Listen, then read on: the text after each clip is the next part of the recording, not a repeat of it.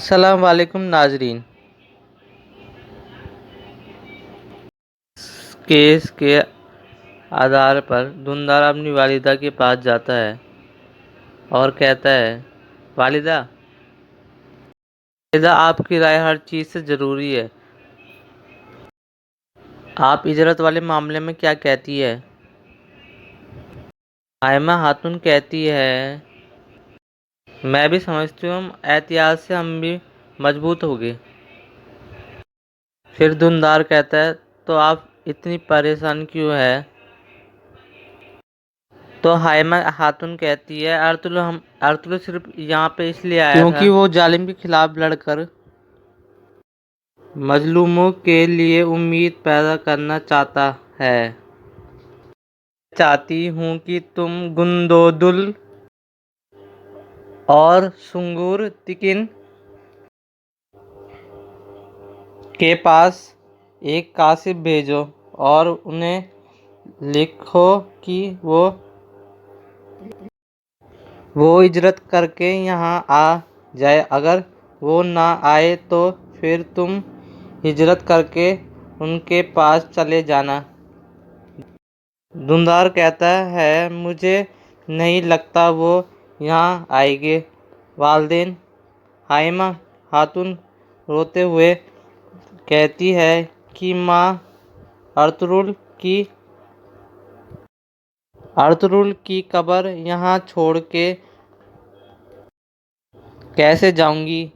ये देखकर धुंधार लगता है, ठीक है वालिदैन, मैं भाइयों की तरफ कासिब भेजता हूँ कि वो हिजरत करके यहाँ आ जाए।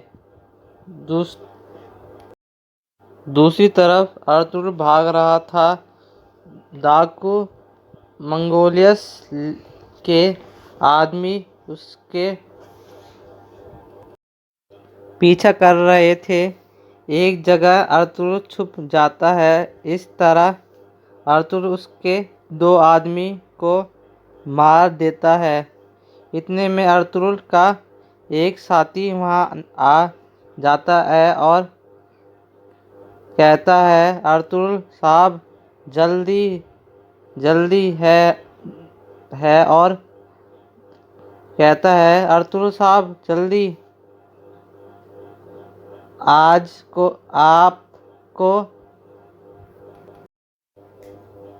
जल्दी आपको पता चल जाएगा कि आपके लिए जाल किसने बिछाया था। अर्तुगरुल कहता है, एक दिन उस सबको मेरे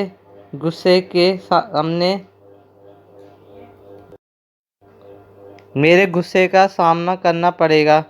इसके लिए बाद वो दोनों एक तरफ चल पड़ते हैं और यहाँ कैराजासार में मारिया बेहोश पड़ी थी। डॉक्टर आकर चेक करता है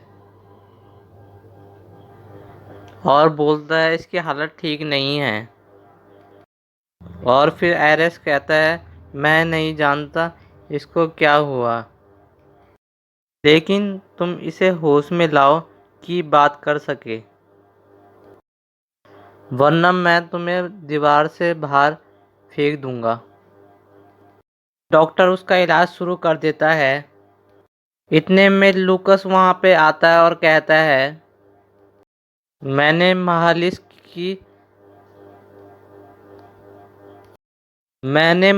की मदद के लिए सिपाही भेज दिए हैं। बोलता है, अर्तुगरुल अपने कबीले वापस नहीं जाने चाहिए। वो वापस चला गया तो वो जान जाएगा कि उसके लिए जाल हमने बिछाया था। जंग छिड़ सकती है कि 2 मुल्कों के दरमियान जंग छिड़ सकती है। सभी कमांडर को इकट्ठा करो, बात करनी है। दूसरी तरफ अर्तुगरुल अपने साथी के साथ आज़ाद होने वाले मर्दों और औरतों के पास पहुंच जाता है और अर्तुगरुल को देखते हुए सब खुश हो जाते हैं और उसका शुक्रिया अदा करते हैं। अर्तुगरुल कहता है, हमारे जुदा होने का वक्त आ गया है। आप सब अपने घर वालों की तरफ रवाना हो जाए। इन लोगों का झगड़ा सिर्फ मेरे साथ है। ये मेरी जंग है, इसलिए मुझे ही लड़ने दो। लेकिन सब लोग कहते हैं हम आपको अकेला छोड़ के नहीं जाएंगे। आपने हमारी जान बचाई है। इतने में एक आदमी बोलता है, आप हमें भी तलवार चलाना सिखाए। अर्तुगरुल कहता है, अगर तुम मेरा साथ देना चाहते हो तो हम उनके लिए एक जाल बिछाएंगे। एक आदमी कहता है, लेकिन हमारे पास तो तलवार ही नहीं है, हम उनके लिए कैसे जाल बिछाएंगे। फिर अर्तुगरुल कहता है, बाज़ दफ़ा एक पत्थर तलवार से ज़्यादा काम करता है। हम हार नहीं मानेंगे और ना ही हथियार डालेंगे। ये सुन के सब पुरजोश हो जाते हैं और कहते हैं अब हम किसी की गुलामी नहीं करेंगे। दूसरी तरफ हालनी बाजार में गोटकू साजिदिन को बताता है, धुंधार आपसे मिलने के लिए ही आ रहा है। साजिदिन कहता है, इसका मतलब उसने अपने लोगों को बाजार बेचने के लिए मना लिया है। तुम फौरन बहादुर को पैगाम भिजा के यहाँ बुलवाओ। मैं उसे धुंधार से मिलवाना चाहता हूँ। दूसरी तरफ एक आदमी